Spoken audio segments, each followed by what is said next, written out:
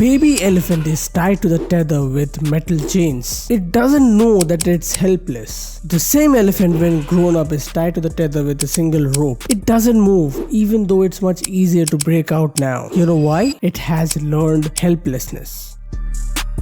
Okay, I want you to imagine failing. The helpless feeling of despair, gripping your heart so tightly.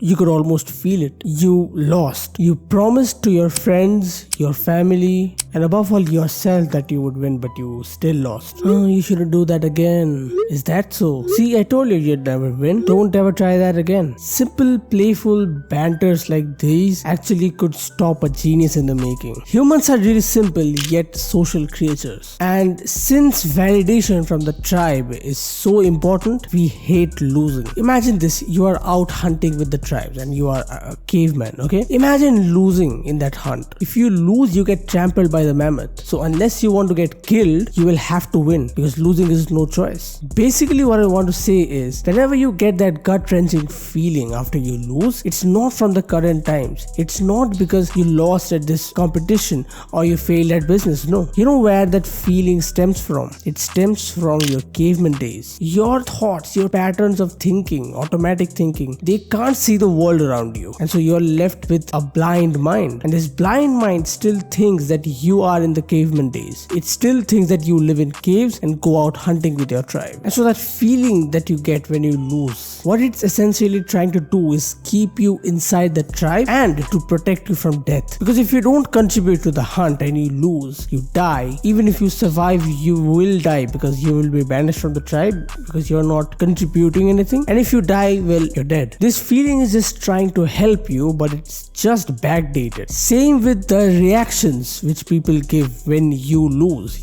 Those banters, those warnings that you should never try that again. Those things in other people also stem from times gone by. But understand this, we don't go out hunting anymore, do we? We actually do not live in caves and farm our own foods and hunt our own food and smoke meat and store it. We don't do all that anymore. And so anytime we lose, there is no actual risk of being banished from the tribe or even death. Like you losing at a competition or failing at a business does not mean that you have died. You are still alive. Does not mean that you will be banished from the tribe because, well, you are living with your family or you are living alone. So you're not living in a tribe. And always understand this. As long as you are alive, there's always a lot of chances that you can take. You have a lot of chances.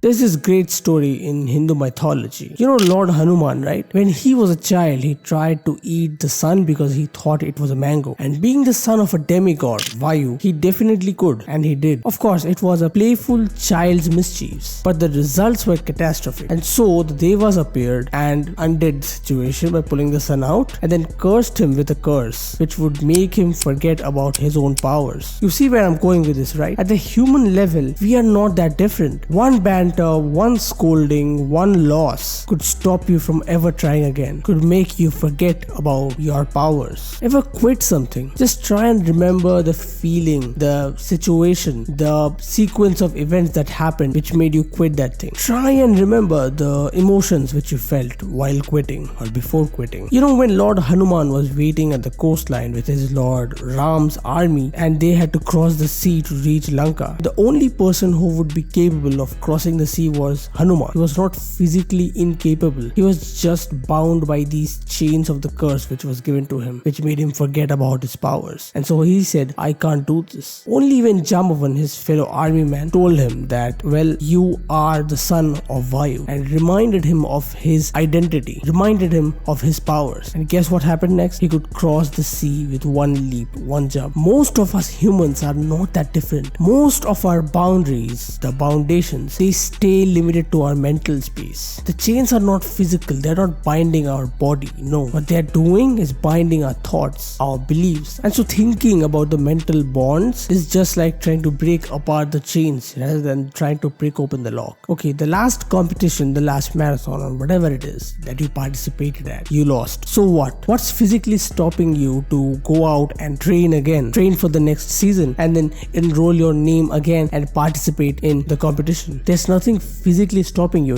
You're not physically incapable of joining the competition again. Okay, let's talk about a failed business. There's nothing physically stopping you from analyzing what went wrong and trying to fix it the next time you try it and actually try it again. There's nothing physically stopping you. It's just all mental bondages. Failures are not meant to be curses. They are meant to be learning lessons. The curse which Hanuman was given, of forgetting his powers, it was for the greater good, because well, he was a child, and a child with that much amount of power is definitely meant to misuse it or get misused by someone. And so not giving him that curse which made him forget about his powers would mean catastrophe for the universe. And so the curse was meant to teach him, to fix him long term, rather than actually act as a curse for him. But these curses end up acting like mental chains. So try and remember what happened last time. What was the sequence of events that happened that made you quit, that made you lose. Try and understand the exact problems which made you lose, and then learn from your past rather than be chained by it.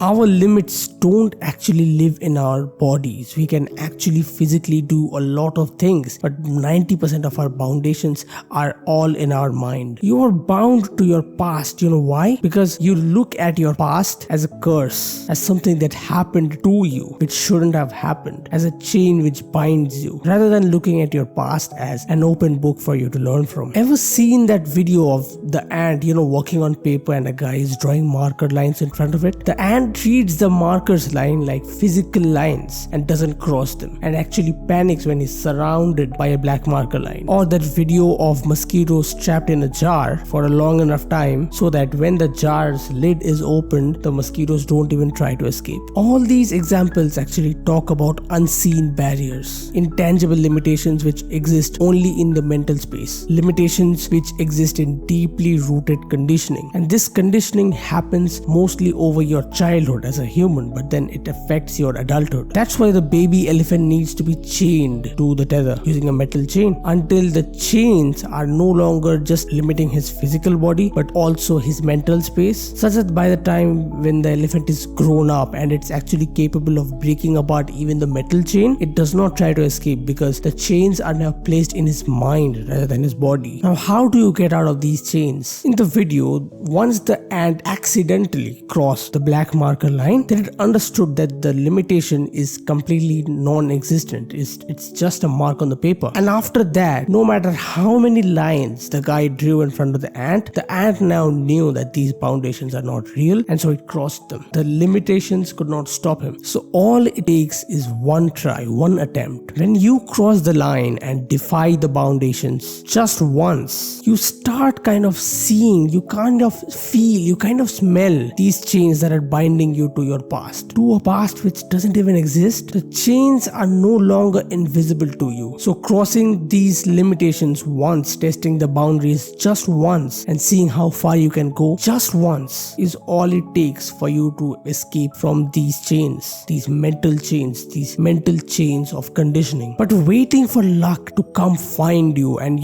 just you accidentally cross a boundary line, kind of like the ant, I don't think that's a very good strategy, waiting for luck. Keep things under your control, I would say, and use your own courage to cross these boundaries. What if the curse is actually not real? It's this what if that makes all the difference. The sheer possibility of the existence or non-existence of something is what excites the human psyche the most. Use this excitement, gather up your courage, let go of shame and break past these mental walls. Break the chains that chain you to your past. Be like that baby elephant which at least tries to escape. Because guess what? Your competition doesn't even try. And also guess what? It's the ones who at least try is the ones who have the highest chances of success. Because you automatically will win in a marathon in which you are trying and no one else is. Always remember this. You can win. Your past doesn't define you. You